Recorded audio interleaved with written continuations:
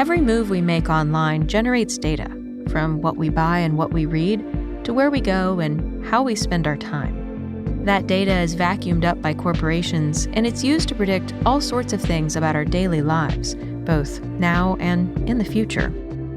So even quite personal information, it's not really ours. For the most part, we don't control what's done with it, or even who has access to it. Whether that's acceptable or not is becoming one of the central questions of our time. Frank McCourt is an American executive and philanthropist. He's also the author of a new book about the internet called Our Biggest Fight: We're Claiming Liberty, Humanity, and Dignity in the Digital Age. He joined me on stage to talk about that fight at a gathering by the responsible tech nonprofit All Tech is Human. I'm Jennifer Strong, and this is Shift. Now here on the steering column is a device called Auto Cruise. You simply set the speed you want. Self-driving robo-taxis are already on the road in 2 U.S. cities. As the disc rotates, a mirror reflects the light in the way that depends on how the signal was recorded. This is the 100 terabyte I present to you Electro, the Moto Man. Ladies and gentlemen, I would say that one of my greatest skills is my ability to interact with humans. This episode was recorded in front of a live audience in New York City.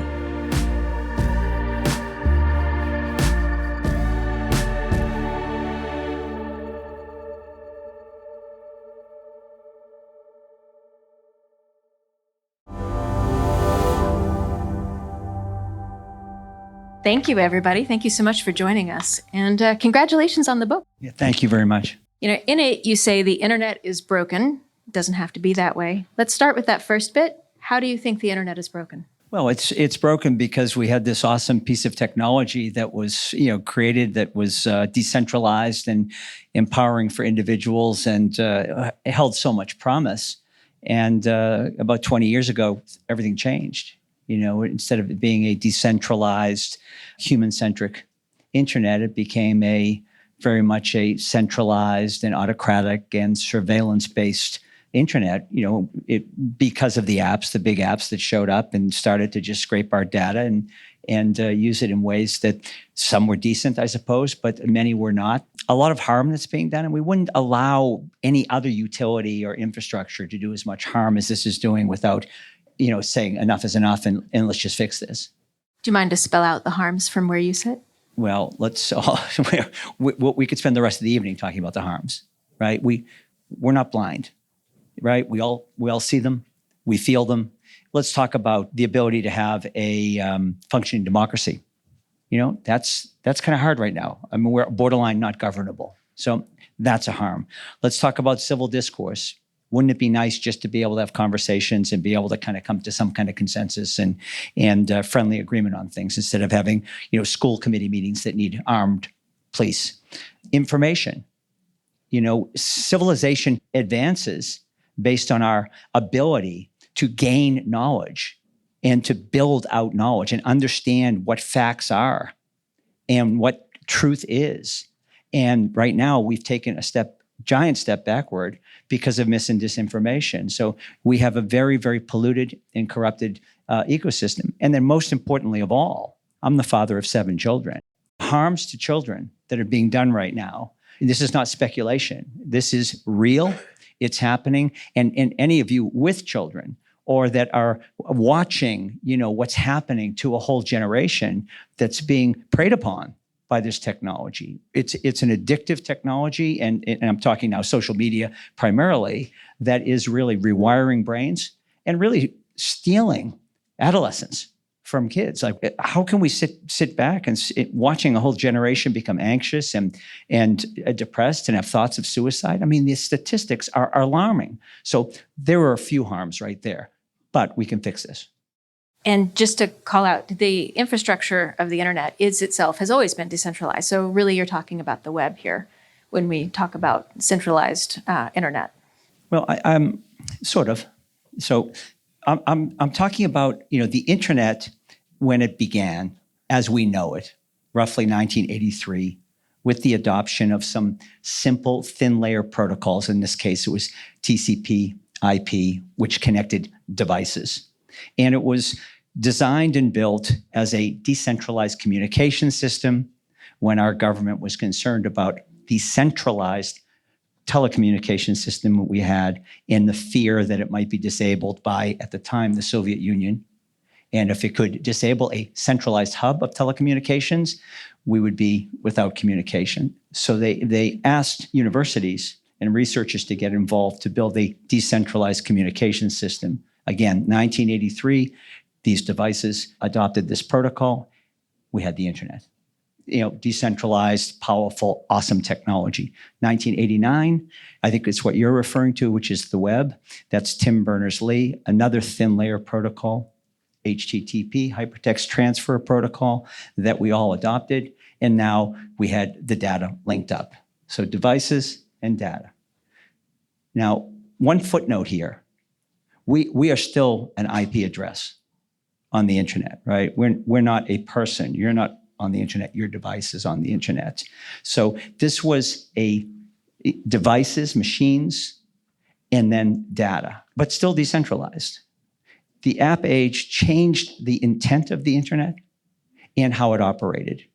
And so now we entered a phase of the internet where the game was, now that this data has been freed up, let's build machines, right? Apparatus, platforms that can gather up the data as fast as we can and centralize it, aggregate it, and then we'll figure out how to commercialize it.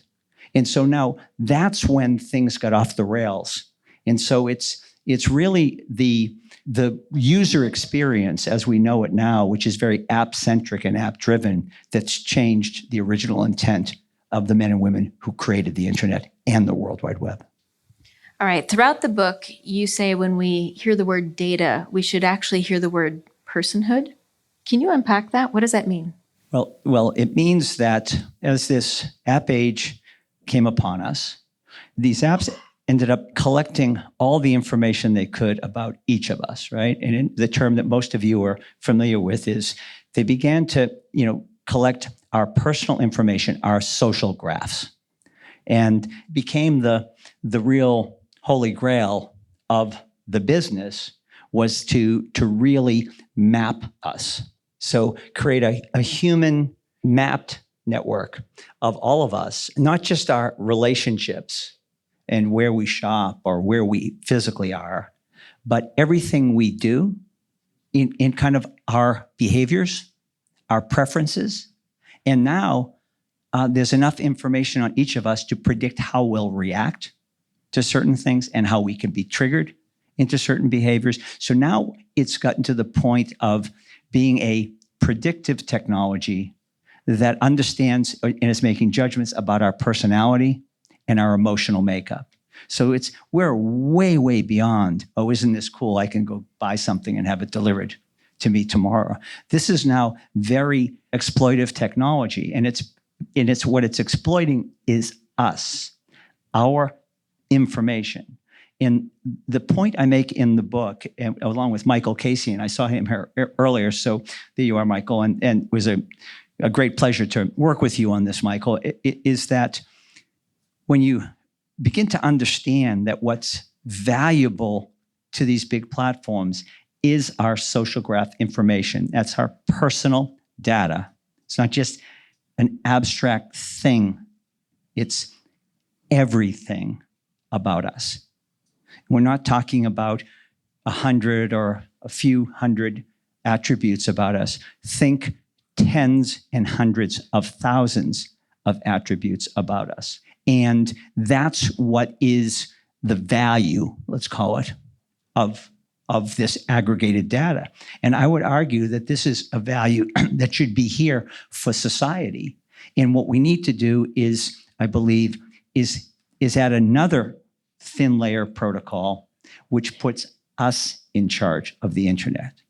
So we own and control our data. And by owning and controlling our personal information, our social graph, we own us. Right now, you don't own you. So how would that work? Well, if you think of these relatively thin layer protocols I referred to, one connected the devices, another connected the data. Imagine one that connects us. So it's a thin layer protocol developed by Project Liberty. Two gentlemen, Braxton Woodham and Harry Evans, were the brains behind it, that if adopted at scale would connect all of us. So for the first time, we would actually have a social internet or a socially aware internet, one where we were in charge. So imagine an internet where, and by the way, this is built and used along with TCP/IP and HTTP. So it's not like you're throwing one internet out and you're building another.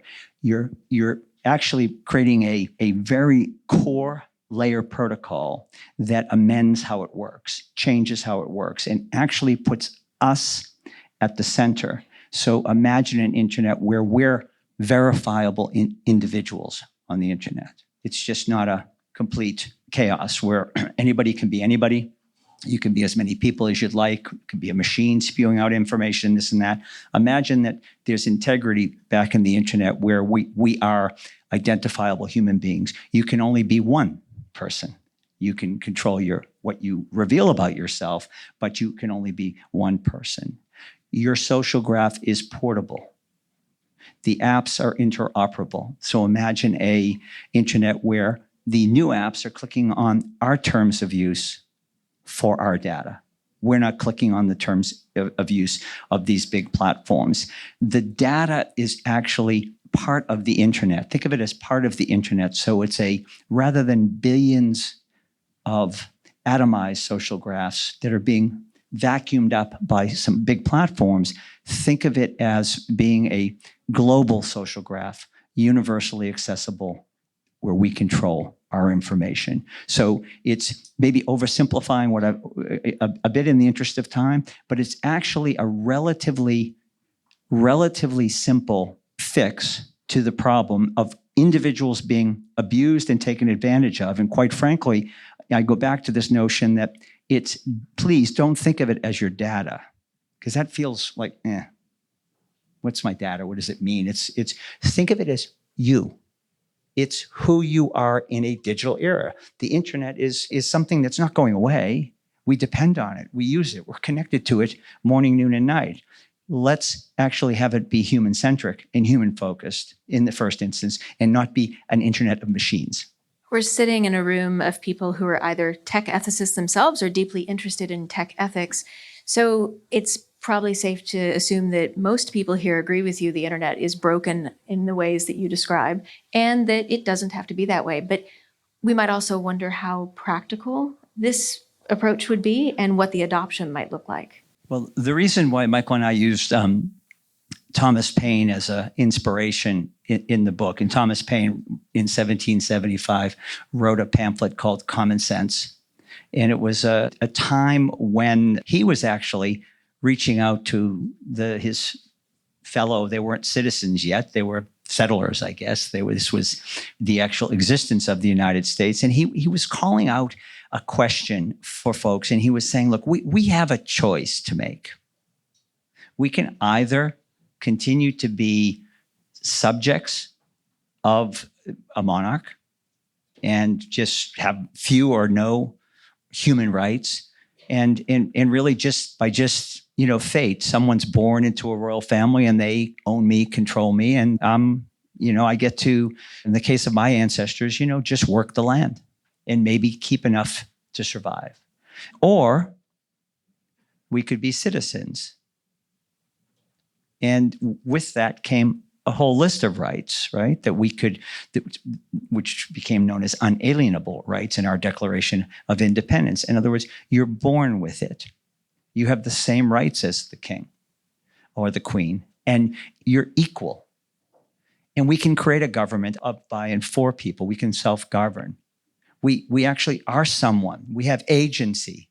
We have autonomy. We have control. We can own things. We can live our life the way we want. We have choice. And this unlocked this country in what was built in a relatively short period of time. An incredible country was built around that premise of liberty, autonomy, individual rights, and by the way, a social contract, which said for those rights to matter, we need to respect those rights in others. And off we went.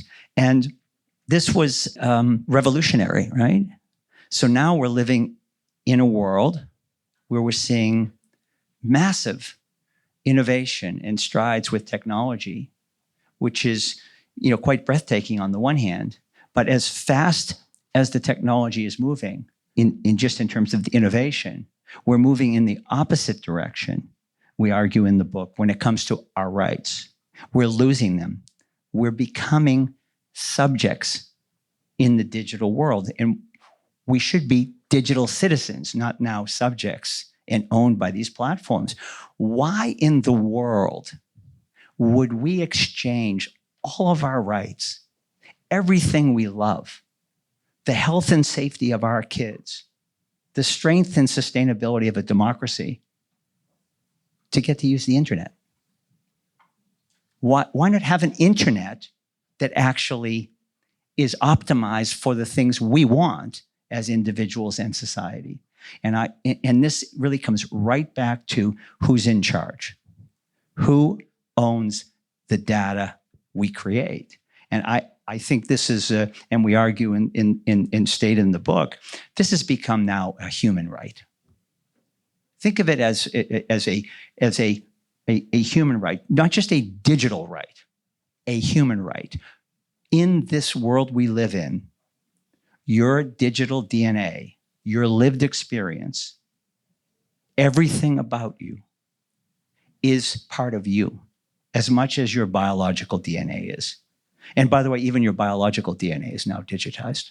Okay, so this is our personhood. This is who we are. And if we're going to really, really change what's going on and reclaim, our personhood from the machines of big tech, we need to think of this as a social project, as a political project, not just as a tech project. And that's why Project Liberty has 3 tracks, not just a tech track, although I do think it's an innovation, it's important, and people are now iterating and making it better and better, because without fixing the tech, I don't think we can tackle all the big problems we have. But we also need the social scientists involved, the ethicists, the psychologists, the economists, the policy and governance experts. To this time around, let's not just move fast and break things. Let's move deliberately and fix things. And how would you envision this shift taking place?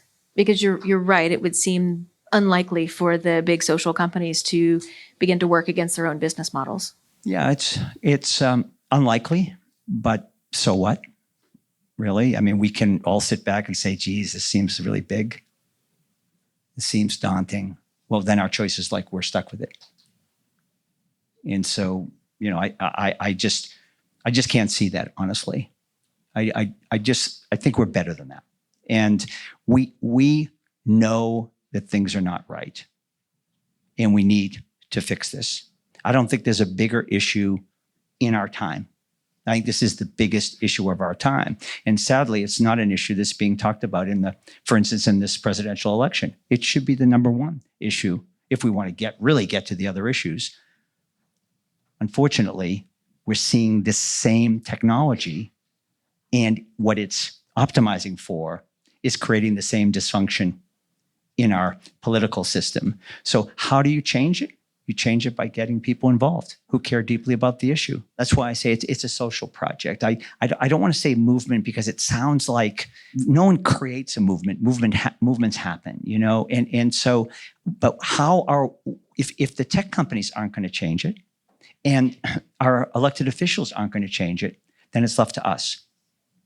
It's left to us. So let's just cause the change. It may be moms who just are fed up, who have tragically lost children or are afraid of losing children, that are just saying, enough is enough. We're not going to do this. And we have something that looks like the Mothers Against Drunk Driving, that forces this change.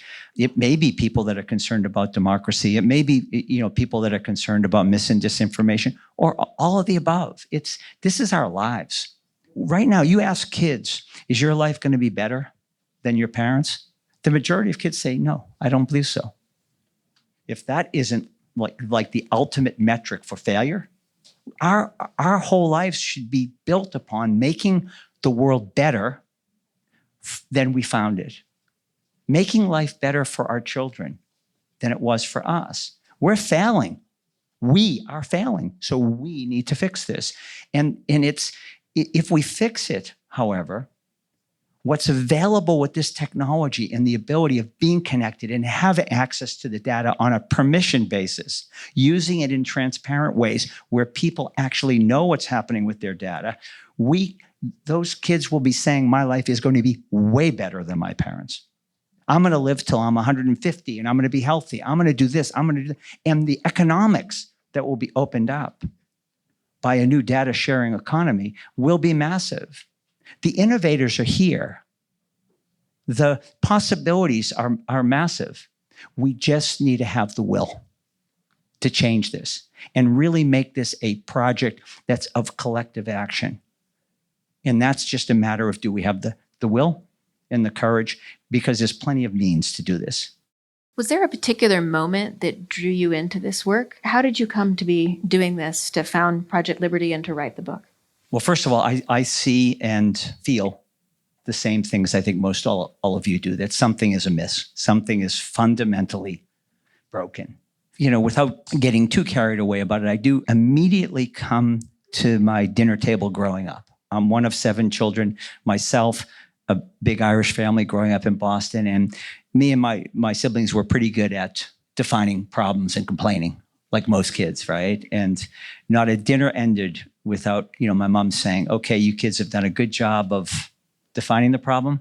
Now, what are you going to do about it? And many of us are blessed with parents that said, like, do something. You're capable of doing something, go do something. So it's kind of hardwired. But then I would add to that, I come from a family of builders. My great-great-grandfather started building roads when Henry Ford started building cars. And we've been building infrastructure and designing it for over 130 years. So I'm a 5th-generation builder. So come at these things from a problem-solving perspective, as opposed to just a problem-complaining perspective. And so I've seen a problem that I can't unsee. And that's where I am.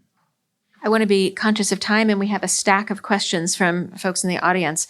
First one here is from Ken Anthony, who asks, how can tech better support the journey of humans to be more human, not increasingly tied to the latest tech tool? Let's make the internet a social internet, make it socially aware, give us control and ownership of us, reclaim our personhood, take it back from the machines of big tech, and then build from there. Kimberly Wright asks, how, if at all, has heritage affected your interest and your position on tech? Well, I think I just was alluding to that. I mean, we all come from some place with a perspective, and I refer to my mother's dining room table. And yeah, I'm blessed because I come from a family and a heritage of building and problem solving. And, this is, at the end of the day, a infrastructure or engineering problem. And we can fix that. As I said earlier, the bigger challenge, I think, is going to be how do we create momentum around, adopting an alternative to the current internet and really having people understand how they fit in, really. And the reason we wrote the book is really as a call to action. It's only a couple hundred words. The language is intended to be accessible, but I did ask Tim Berners-Lee to read it. And he said, I kept putting red check marks in the margin, agree. So I felt really good about that it's not, Michael, we didn't dumb it down too much. So I think we passed that test. I read it this weekend. I would agree. It's a quick and easy read and quite interesting. The related question down here, I see Ella Drury asks, do you believe that our technology drives our cultures and norms, or is it the other way around? Yeah, tech definitely, in my opinion, drives our cultures and norms. We talked a lot about, like, how do we get here? And if you think about it, culture, which is really what houses our norms and our behaviors and our beliefs, really affects kind of who we eventually elect, right, to represent us and what we stand for.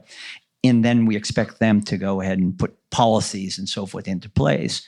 Well, we have arguably the most powerful technology that we've ever had impacting our culture right now, right? It's actually profoundly impacting what is talked about or thought about. And by the way, in a way I just described earlier, in a very manipulative way as well. And we were talking just earlier about the media, went from being one business to something that was just following search engine optimization, right? So it's just what's trending. Well, that doesn't mean that's well-sourced or the most important news. So we really have become almost victims of this omnipresent, ubiquitous technology, which is driving our culture and then everything downstream from that. So we're getting the sign that we need to wrap this up, but I want to squeeze in a few more questions if we can quickly.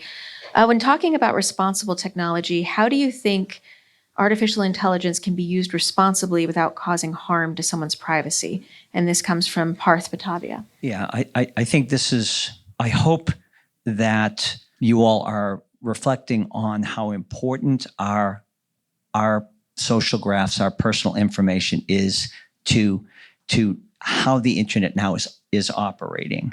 And I say that because we can see now the exploitation and the manipulation and how what was decentralized became centralized, and it's surveillance-based, and it doesn't feel at all like a democratic thing. If I said centralized, surveillance-based, autocratic technology, I don't think you'd say, well, that's a great thing for democracy. So we have this broken thing. We talked about the harms to kids, et cetera, et cetera. So why would we take something broken, make it more powerful using generative AI, large language models, without fixing the problems first? Let's fix the problems and then enjoy the benefits of generative AI. But there's only one reason why we would not fix the problems now knowing that they exist. And that's if we're just going to be dragged into this future by the same companies that are the only companies that can benefit from these large language models, because you need massive data sets and huge compute power that resides in essentially 5 platforms. So for them, I understand why they want to rush and move forward. And you see them all now just frantically, pushing and shoving to see who's going to be the dominant player. But, let's make no mistake about it. This is just a more powerful version of the same thing I've been describing, which is an exploitive technology. What data is being trained in these large language models? It's your data that's being trained. I mean, the static information like books and journals and all that's been ingested by these machines a long time ago. What's being ingested right now is what's on the internet. And without regard to who created it, could care less. It's just ingest all of human creativity right up to the present moment and train models and profit from it. And I'm a capitalist. I'm all for people making profit, but not at the expense of the things I love and the things I care about. So there's a direct correlation between artificial intelligence and our data. And that's what we need to fix. And again, the possibilities are awesome and could be great, but not in the direction we're going. Thank you, everybody, for all these questions. There's so many great questions that we're not going to get to. But to close on, I think this one is particularly relevant from Dele Atanda. Our biggest fight here may be motivating people to take action to reclaim digital freedom. How do you think we'll achieve this? Do you think we'll achieve this? Yeah, first of all, it's not my biggest fight. It's our biggest fight. So I think we'll achieve it if we decide to all really recognize what's at stake and embrace this set of issues and get involved. And so I said earlier that if we don't fix the tech, I don't think we can fix lots of other problems that we have to address in the world. But I also don't believe that fixing the tech alone will solve the problems. We now know how powerful the internet is and what promise it holds. Imagine we get to reset how it works. We get to actually now embed values and principles that weren't embedded in a move fast and break things, kind of era. We get to re-decentralize. We get to put people first, to own and control your data. We get to use the technology for society's sake and optimize for what we all really care about and protect our children and so on and so forth. If we can get kind of the people involved in this to really reclaim our future, then I think we can win this fight. If we just expect new, better tech to do it, I think we lose the fight, because these platforms are so big and powerful that there's only one thing that's going to change, and that's when we insist that it be changed. Thank you very much. And thank you all for being here.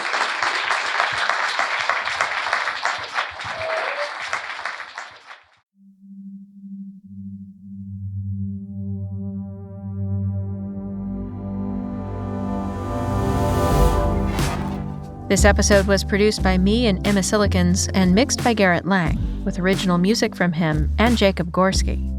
Thanks for listening. I'm Jennifer Strong.